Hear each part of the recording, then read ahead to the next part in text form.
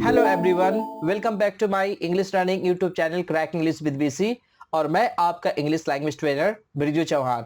Dear friends, आपने thumbnail में बिल्कुल सही देखा। आज का जो सेशन है यह एक्सक्लेमेटरी मार्क के ऊपर है और इस वीडियो में आप हिंदी और इंग्लिश दोनों में ही देखेंगे एक्सक्लेमेटरी मार्क का 100% कॉन्सेप्ट। और इस सेशन में आप स्टडी करेंगे एक्सक्लेमेटरी सेंटेंस क्या है और एक्सक्लेमेटरी सेंटेंस के डिफरेंट स्ट्रक्चर्स क्या है। तो चलिए आइए सब मिलकर शुरू करते हैं आज का session. Exclamatory sentence, a sentence used to express sudden feeling और emotion like joy, grief, surprise, praise, hatred, disgust etcetera is called an exclamatory sentence. एक एक्सक्लेमेटरी सेंटेंस वह सेंटेंस होता है जिसके सहायता से हम अपने भीतर उत्पन्न होने वाले सडन फीलिंग या इमोशन को दर्शाते हैं। और ऐसे सडन फीलिंग्स या इमोशन जॉय हो सकते हैं यानी खुशी, ग्रीफ हो सकते हैं यानी दुख, सरप्राइज हो सकता है यानी आश्चर्य, प्रेज हो सकता है प्रशंसा, हैट्रेड हो सकता है यानी नफरत, या डिस्गस्ट यानी कोई परेशानी। और इन सारे चीज़ों को हम लोग एक्सक्लेमेटरी मार्क के जरिए एक्सप्रेस कर सकते हैं। चलिए हम इन्हें एग्जाम्पल से क्लियर करते हैं। कितने खुश थे हम लोग, हाउ हैप्पी वी वर। यह देखिए ग्रीफ है क्योंकि जो स्पीकर है वो बताना चाह रहा है कि वो पहले बहुत खुश था लेकिन अब खुश नहीं है। दूसरे एग्जाम्पल को देखते हैं। कितना अच्छा व्यक्ति, व्हाट अ नाइस पर्सन। यह देखिए एक प्रशंसा है क्योंकि हम किसी व्यक्ति के विषय में बोल रहे हैं कि वो कितना अच्छा आदमी है। क्या मजेदार कहानी यह थी, what an interesting story it was. यह देखिए जुआ है, हम लोग बताना चाह रहे हैं कि जिस कहानी को हम लोगों ने पढ़ा उसे पढ़कर बहुत खुशी हुई क्योंकि कहानी बहुत ही मजेदार थी। तो डियर फ्रेंड्स, इस तरह हम लोग देख सकते हैं कि एक एक्सक्लेमेटरी सेंटेंस से हम लोग सडन फीलिंग्स या इमोशन को एक्सप्रेस कर सकते हैं। और यह सडन फीलिंग या इमोशन जॉय के रूप में हो सकता है, ग्रिप के रूप में हो सकता है, प्रेज के रूप में हो सकता है, सरप्राइज के रूप में हो सकता है, हैट्रेड के रूप में हो सकता है, डिसगस्ट के रूप में हो सकता है। यानी यह सडन फीलिंग्स और इमोशन बहुत सारे फॉर्म्स में एक्सप्रेस की जा सकती है। अब इसके बाद हम लोग देखेंगे कि आखिर एक्सक्लेमेटरी सेंटेंसेस के मेजर स्ट्रक्चर्स कौन कौन से हैं और किन स्ट्रक्चर्स के जरिए हम लोग एक्सक्लेमेटरी सेंटेंस में व्यक्त होने वाले भाव और सोच को हम लोग एक्सप्रेस करते हैं। तो चलिए अब हम लोग देखते हैं स्ट्रक्चर्स ऑफ एक्सक्लेमेटरी सेंटेंसेस। आखिर एक्सक्लेमेटरी सेंटेंसेस के मेजर स्ट्रक्चर्स कौन कौन से हैं। ऐसे तो एक्सक्लेमेटरी सेंटेंस के बहुत सारे स्ट्रक्चर्स हैं लेकिन उनमें से ये 6 मेजर स्ट्रक्चर्स हैं। पहला, दूसरा, तीसरा, चौथा, पांचवा और छठवां।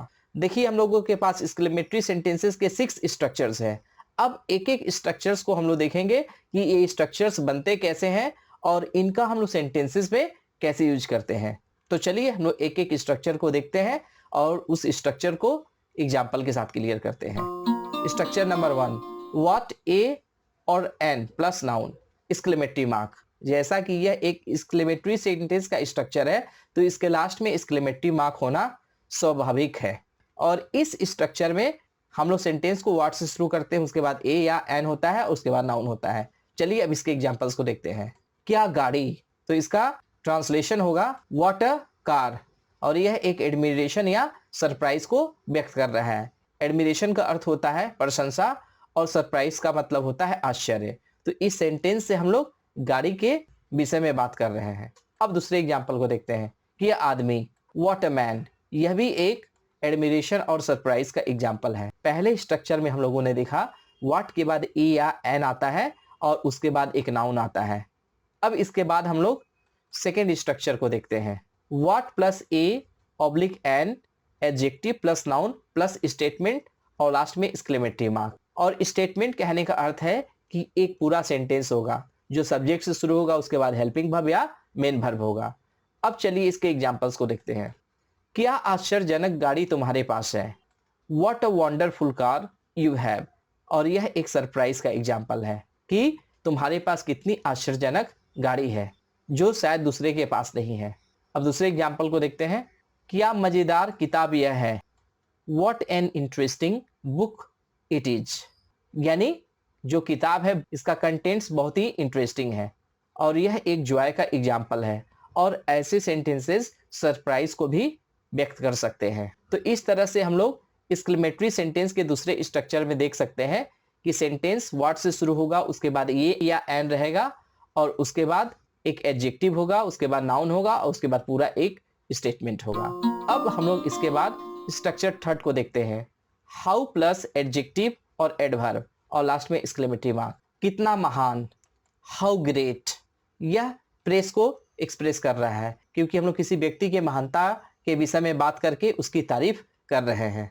अब अगले एग्जाम्पल को देखिए, कितना तेज, हाउ फास्ट, देखिए, और यह एक सरप्राइज यानी आश्चर्य का एग्जाम्पल है क्योंकि हम बताना चाह रहे हैं कि कोई भी चीज कितनी तेज है। तो इस तरह हम लोग थर्ड स्ट्रक्चर में देख सकते हैं कि सेंटेंस हाउ से शुरू होगा, उसके बाद एडजेक्टिव या एडवर्ब आएगा। अब इसके बाद हम लोग नंबर फोर्थ स्ट्रक्चर को देखते हैं, हाउ प्लस एडजेक्टिव और एडवर्ब प्लस स्टेटमेंट। चलिए इसे एग्जाम्पल से क्लियर करते हैं।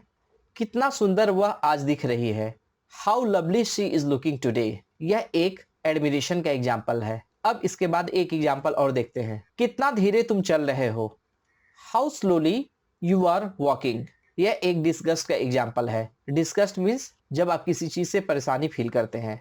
तो इस तरह हम लोग एक्सक्लेमेटरी सेंटेंस के फोर्थ स्ट्रक्चर में देख सकते हैं कि सेंटेंस हाउ से शुरू होता है, उसके बाद एडजेक्टिव या एडवर्ब आता है और उसके बाद एक स्टेटमेंट आता है। अब इसके बाद हम लोग एक्सक्लेमेटरी सेंटेंस के फिफ्थ स्ट्रक्चर को देखते हैं। यहाँ पे एक स्टेटमेंट रहेगा, उसके बाद एक एक्सक्लेमेटरी मार्क रहेगा। चलिए इसके एग्जांपल्स को देखते हैं। तुम बहुत प्यारे हो, यू आर एडोरेबल, यह लव को एक्सप्रेस कर रहा है। देखिए एक्सक्लेमेटरी सेंटेंस केवल एक स्टेटमेंट का बना हुआ है और उस पर जोर देने के लिए हम लोगों ने एक एक्सक्लेमेटरी मार्क का यूज किया है, जिससे यह एक एक्सक्लेमेटरी सेंटेंस बन रहा है। अब हम लोग दूसरे एग्जाम्पल को देखते हैं। हमें किसी तरह काम खत्म करना था, we mean to finish the work, last में एक्सक्लेमेटरी मार्क। तो इस तरह से हम लोग देख सकते हैं कि एक स्टेटमेंट के सहायता से भी हम लोग एक्सक्लेमेटरी सेंटेंस बना सकते हैं यदि उसके अंत में एक्सक्लेमेटरी मार्क रख दिया जाए। और इसके विषय में चलिए एक और फैक्ट को जानते हैं। It is more emphatic than a statement, और ऐसे जो एक्सक्लेमेटरी सेंटेंस होते हैं यह स्टेटमेंट से अधिक प्रभावशाली होते हैं। अब इसके बाद आज के सेशन में एक्सक्लेमेटरी सेंटेंस से रिलेटेड लास्ट स्ट्रक्चर को देखते हैं। तो चलिए structure number 6, interjection, exclamatory mark plus statement. ऐसे जो स्ट्रक्चर होते हैं यहाँ पे पहले इंटरजेक्शन आएगा, उसके बाद एक्सक्लेमेटरी मार्क आएगा और फिर एक स्टेटमेंट आएगा। अब चलिए इसे एग्जाम्पल से क्लियर करते हैं। वह मरी हुई है, अल्लाह शी इज डेड, यह एक ग्रीफ का एग्जाम्पल है और इसमें देखिए एक इंटरजेक्शन दिया हुआ है अल्लाह, जो दुख को प्रकट करता है, उसके बाद एक एक्सक्लेमेटरी मार्क है और उसके बाद एक स्टेटमेंट है। चलिए अब अगले एग्जाम्पल को देखते हैं। हम लोगों ने मैच जीत लिया है, hurray we have won the match, यह देखिए हैप्पीनेस को दर्शाता है। हम लोगों ने मैच जीत लिया है, यह खुशी की बात है। और इस सेंटेंस में देखिए हुर्रे एक इंटरजेक्शन है, उसके बाद एक्सक्लेमेटरी मार्क है और उसके बाद एक स्टेटमेंट है।